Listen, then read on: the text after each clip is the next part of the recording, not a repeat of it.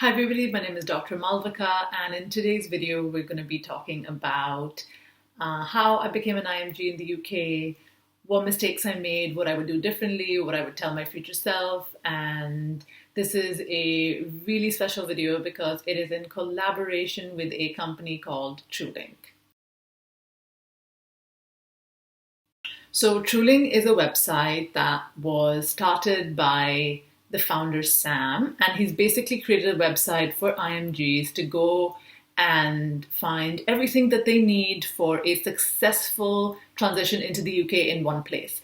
It has courses that you might need. It has a really big community of IMGs that we're hoping will help each other and guide each other through their path in the UK.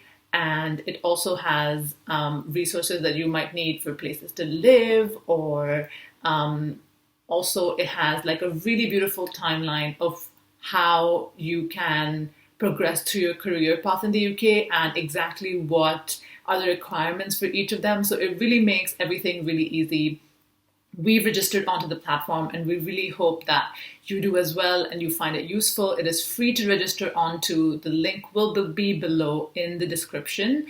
And this is their series of IMG Success Stories. So they really want to share stories by IMGs for IMGs, and hopefully this is helpful and you find it inspirational. And don't give up, guys. I know that we're in pressing times and everything has changed because of coronavirus, but honestly you can do it, and there's so many resources and so much help out there now. So we really hope that you find this series helpful and useful and you like the service as well. So a bit about myself. My name is Dr. Malvika. I'm Indian, but I grew up in Singapore.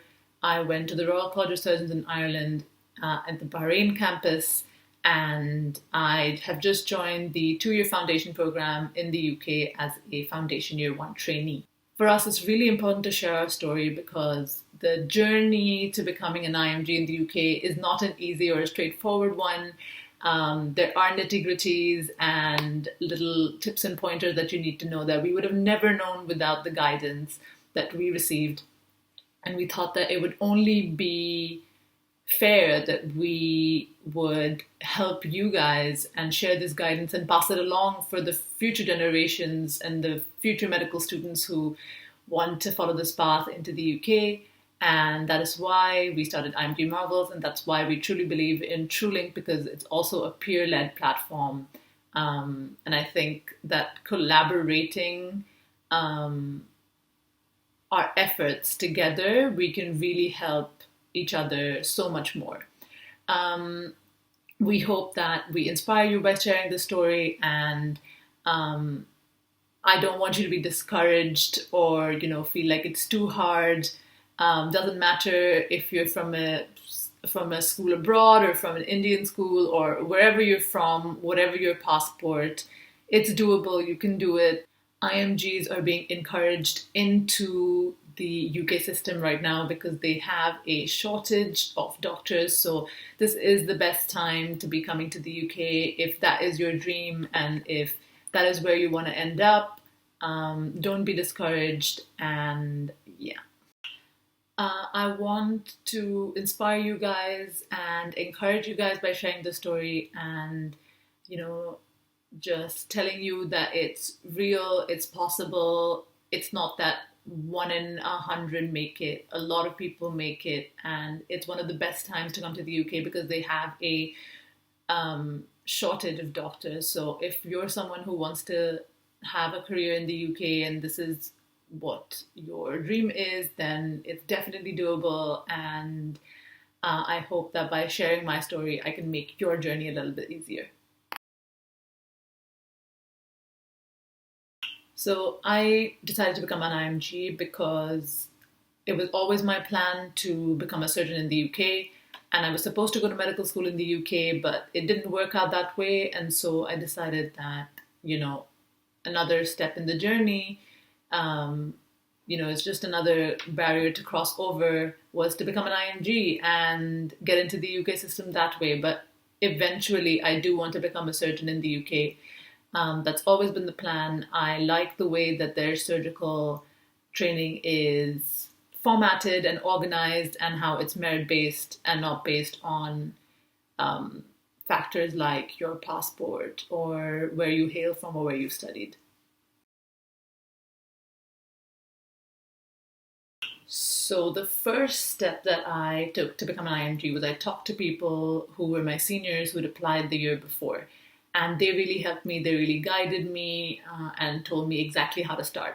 Then I went on to the official websites, the GMC website, the website for the foundation program, and looked through all of the documents, read everything that there was on how to apply, and given that it does take a little bit of research and sitting down and reading the nitty-gritties and trying to like take things apart and understand how do I need to apply, what is the timeline.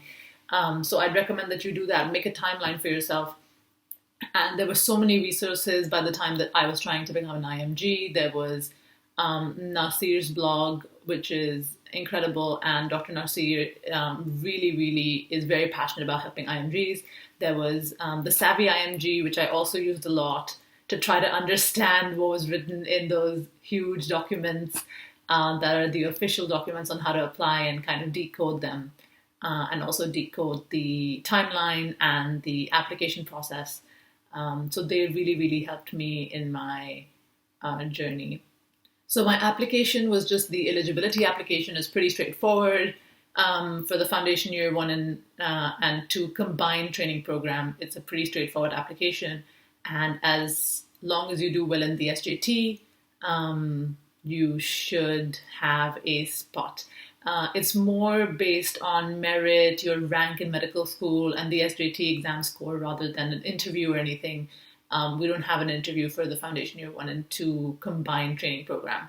So that's what I was focusing on in the year, and also focusing on passing my PLABs. So I've been to the UK a couple of times, and I'd preferenced my places that I wanted to live in and places that I wanted to work in according to my knowledge of the UK, because I had the opportunity to come here and look around. And also I chose somewhere that was close to London, not too far away from friends. We have video guidance on this if you'd like to check it out on our channel, IMG Marvels. And so other resources that I used, I booked my house online, so renting websites, and I was also moving while there was a lockdown, and I had to isolate. So I had to start ordering everything home, but there's a lot of websites, and if you just do a quick Google search, you'll be able to kind of decipher, where you should live. And there's a lot of resources on Reddit and on the student room that you can use in order to make the process of moving a little easier. Moving to a new place can be really daunting, and doing it alone can be even more daunting. So if you can have a family member come with you, I would highly recommend that. They can, help you kind of set up your house and, figure basically things out together. And it's kind of nice to know, that you have something familiar and someone familiar to help support you. But we didn't have that option because we moved in isolation and in times of coronavirus.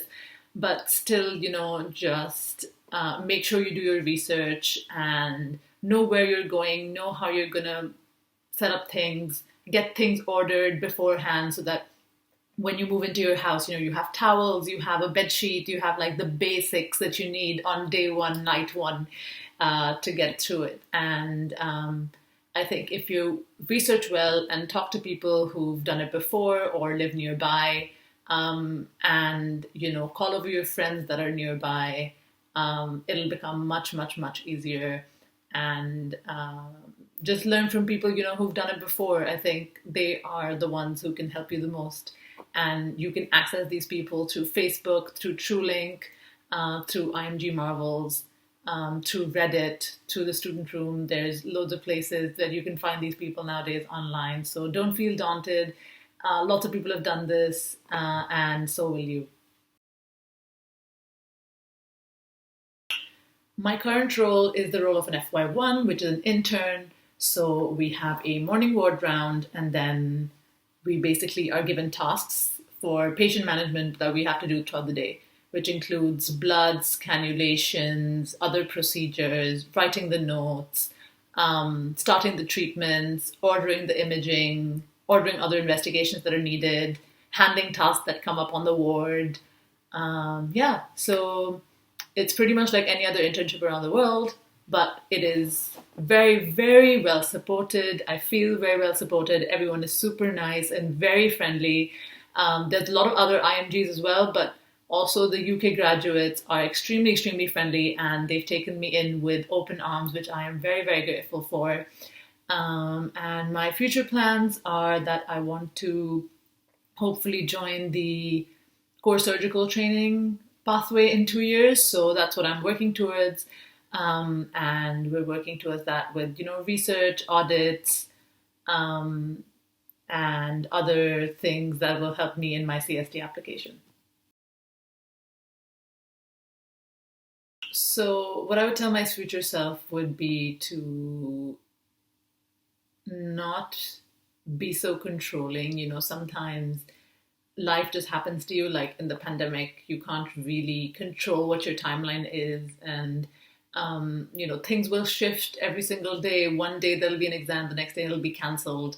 The third day you'll have to fly off to the UK and come back. So you have to kind of be adjusting and, just go with the flow and let it happen to you. But at the same time, it's very important to be on top of everything, know exactly when your deadlines are, be organized throughout the year, and you will see success. Study properly, get all of the tips and tricks and resources that you can from your seniors and other people who have gone through this journey, because genuinely they have learned from the mistakes that they've made, and they can help you not make the same mistakes. Get everything done early, as early as possible, but also pay attention to your final year medical exams and, do well in that. Don't stress. Things will happen. You will get through. There's many, many, many pathways into the UK. It doesn't have to be through Foundation Year 1. It can be Foundation Year 2 standalone. It can be CST or surgical training or medical training. It can be 4 years down the line. It can be 20 years down the line. But don't worry. Just keep at it and do your research. Really know what you're getting into. See the things that other IMGs are saying, see the forums, see the blogs, and make a decision as to if you want to embark on this, and just stick with it, be dedicated, and you will find success. So whatever job you're trying to apply to, I wish you all the best. Just as a recap, know exactly what you're applying to, what the requirements are, do your proper research, listen to other IMGs who've been on the pathway and the struggles that have come up for them, and try to maneuver around them the best you can. Be a little flexible, because of the pandemic, things will change. Anyway, the system is ever changing. 1 minute, your ranking is the most important thing. The next minute, there's a new exam like the SJT for FY2 this year. So be a little flexible. Don't get scared of these things. Just take them on in stride, and hopefully I will see all of you in the UK in the NHS at some point in time. So thanks for tuning in, guys. We hope you found this helpful. Please like this video, share with your friends, and subscribe to IMG Marvels as well as Trulink. We hope that these two platforms will really, really help you through your journey as an IMG.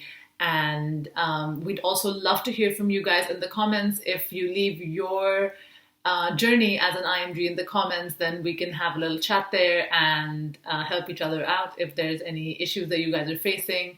Also, there's loads of links that's going to be in the there's going to be loads of links in the description for you to check out. And you can register onto Trulink.com, a home away from home for IMGs. We hope that you find this service and this platform as helpful as we have, and hopefully we'll see you again very soon.